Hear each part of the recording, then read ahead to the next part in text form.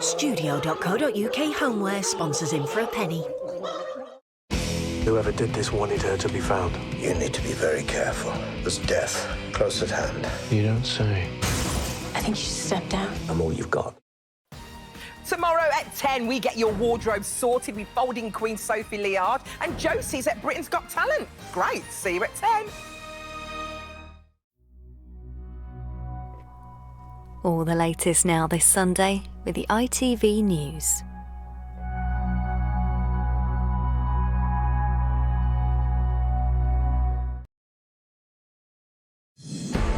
The government calls for UEFA to investigate chaos at the Champions League final in Paris. Liverpool supporters were tear-gassed and forced to wait for hours as security appeared to be overwhelmed by the crowds. At one point we were being really crushed and pushed from behind, and that was when we made the final decision to try and get out of here. Also ahead, President Biden visits the school in Texas where 19 children and 2 teachers were shot dead. Plus, and it's less than a minute going on. This one for the record, the 28th Classic has Comanche Run, wins the leisure from... Farewell to a racing great. Lester Piggott has died aged 86 and... Garner to whip it, Yates has... Advantage Forest in the playoff final, but can the Reds hold on for a place in the Premier League?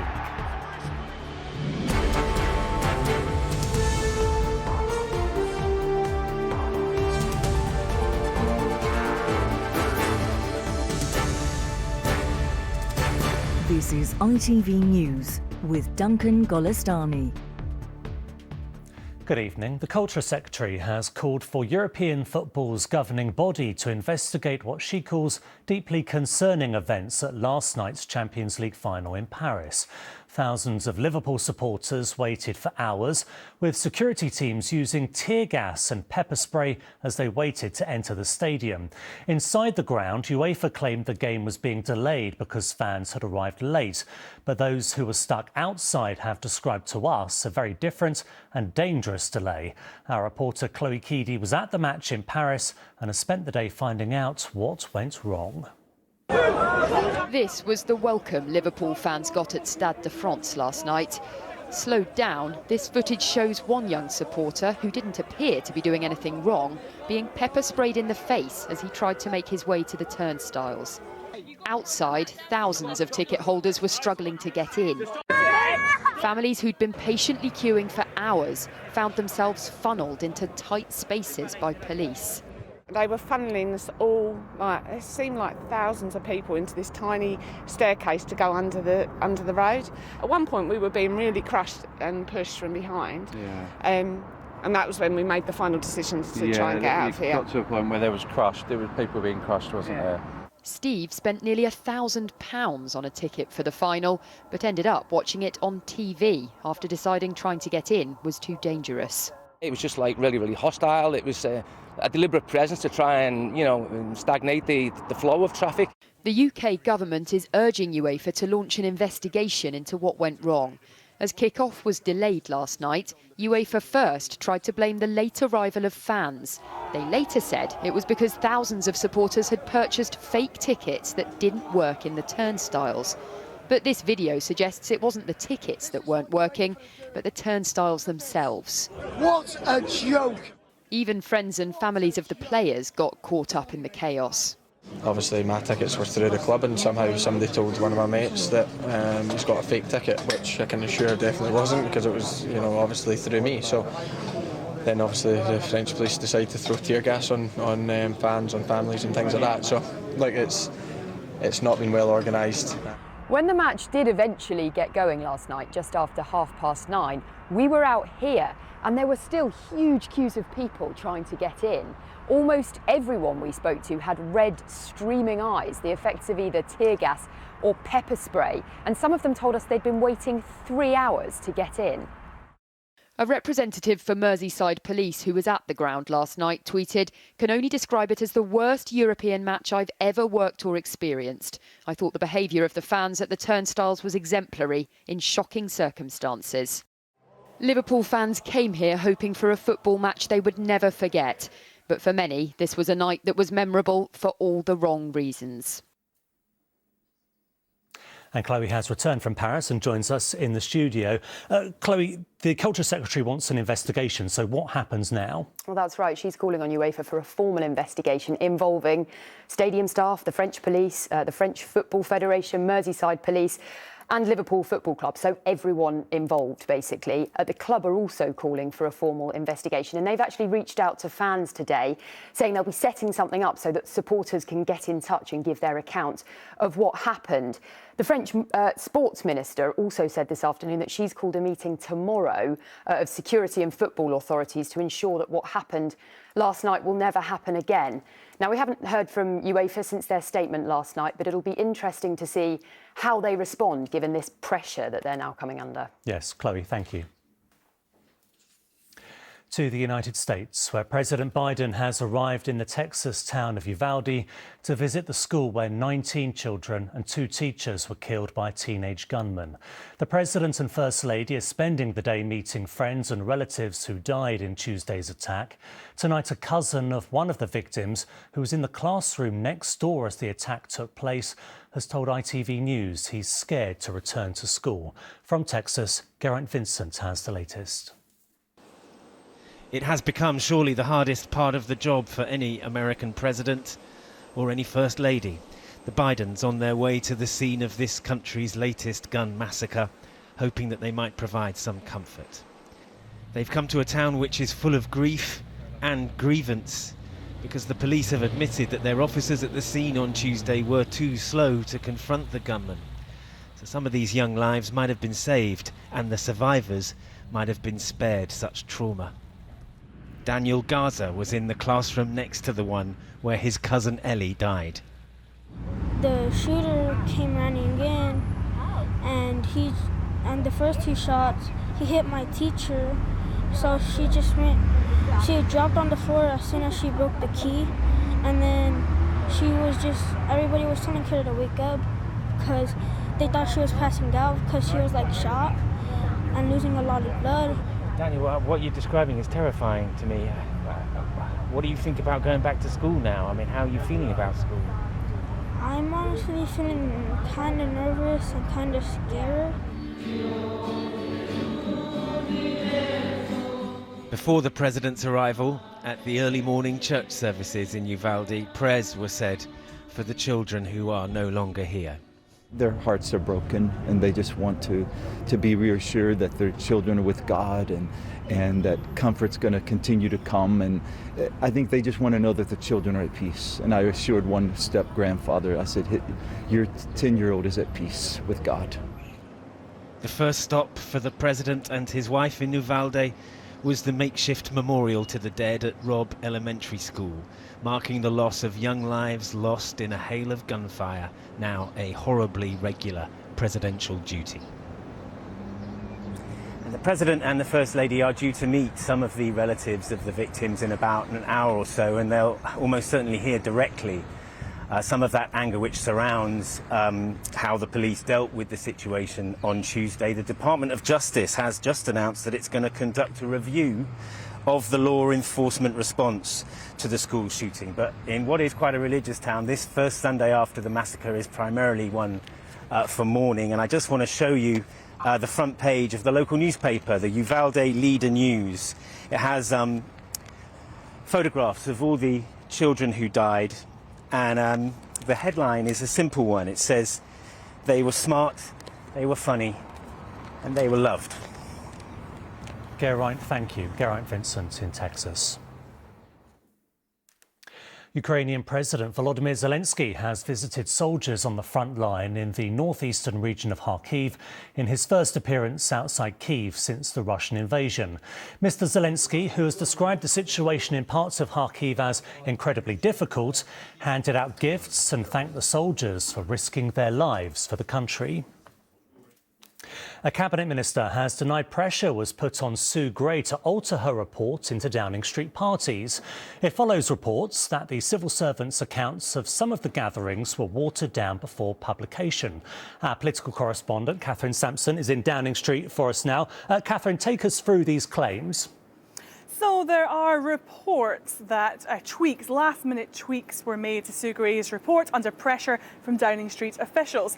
The claim is she left out some details about a so-called ABBA party up in the Prime Minister's flat and left out some names of people involved in gatherings. Earlier, I asked the Northern Ireland Secretary, Brandon Lewis, if these claims were true.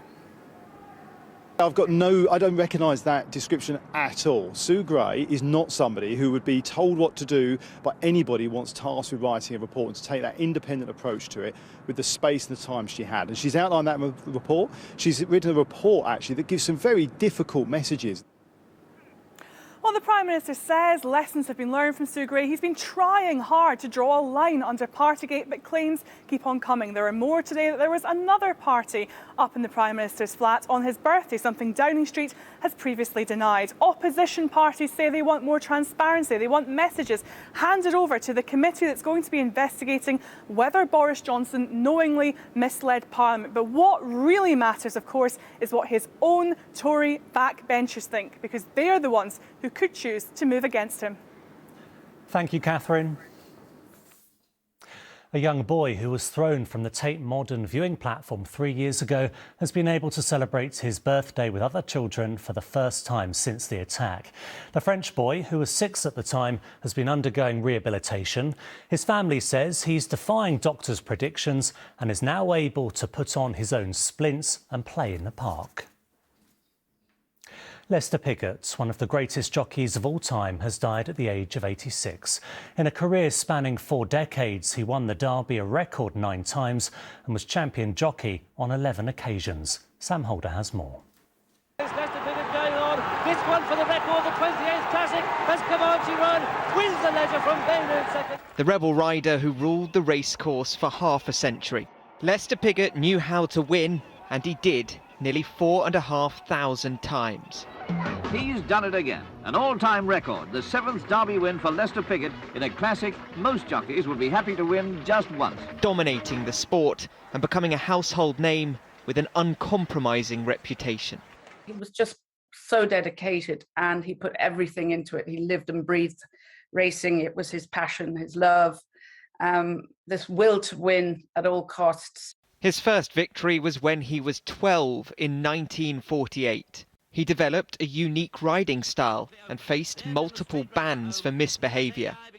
He was mean and difficult and absolutely ruthless, but he was also could be very kind, and he was very special. And all of us in the racing world, a lot of people more, were very, very fond of him, and we are very, very sad today.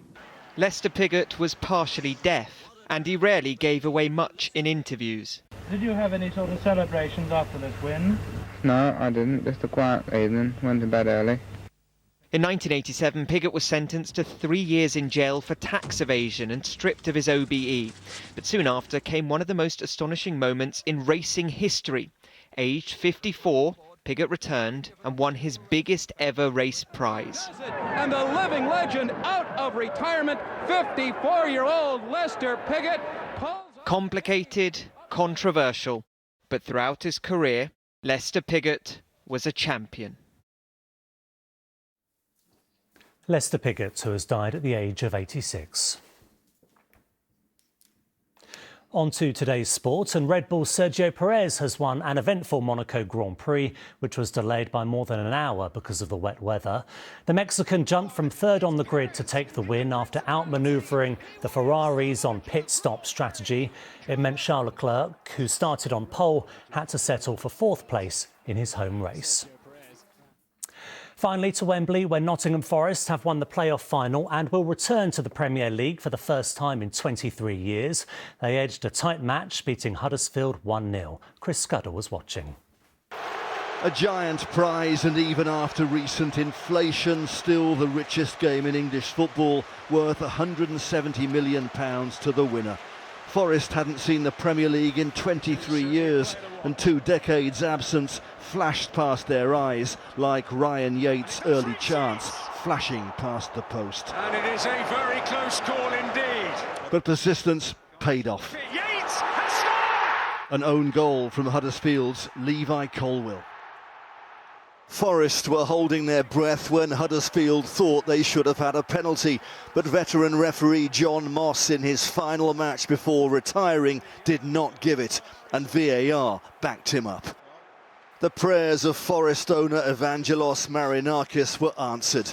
His team, who'd been in the relegation places over the early weeks of the season, had completed a remarkable transformation under manager Steve Cooper. The twice European champions will be back with the big boys next season. Chris Scudder, ITV News. We're back with the late news at 10. Have a good evening.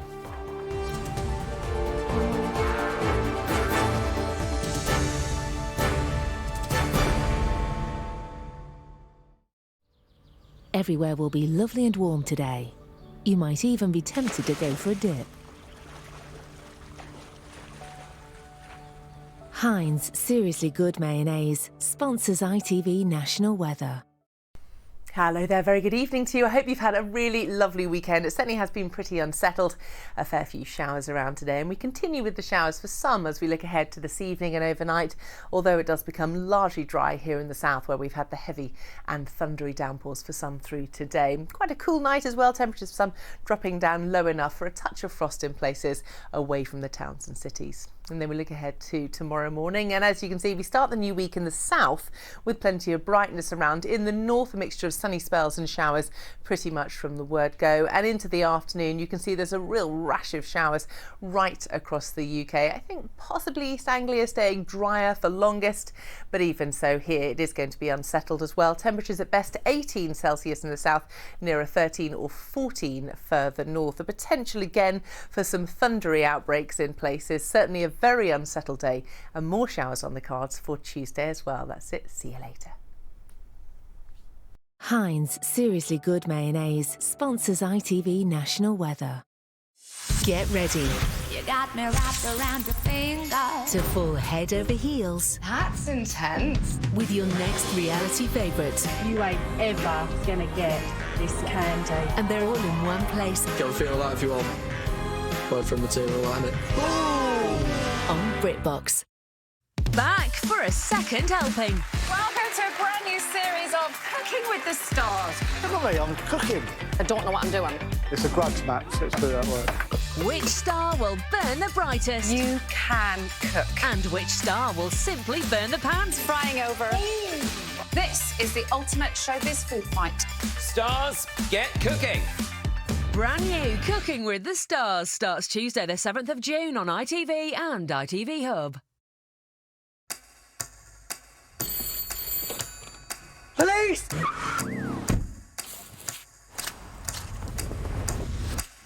I'll leave that one for you to work out, shall I? For every case, Stop, police! there's one solution. Well, how have they done that then? Uncover a world of great British crime box sets. Now we're getting somewhere. Streaming now on BritBox.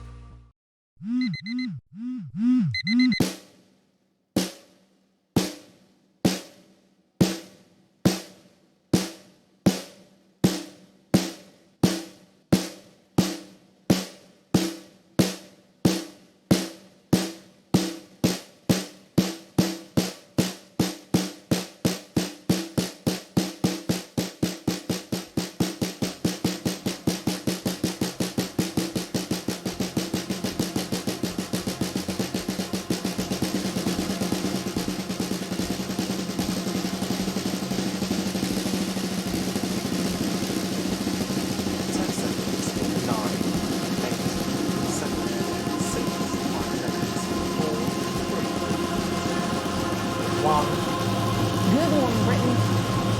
Here are your top stories. Rise with Good Morning Britain, weekdays from 6. Back after 3 years.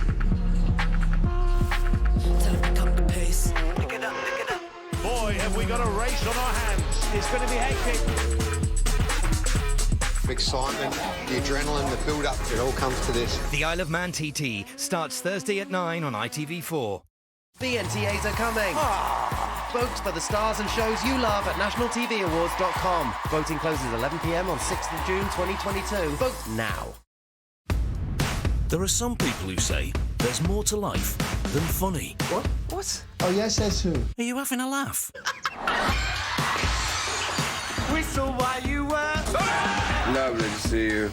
I think I might be dead.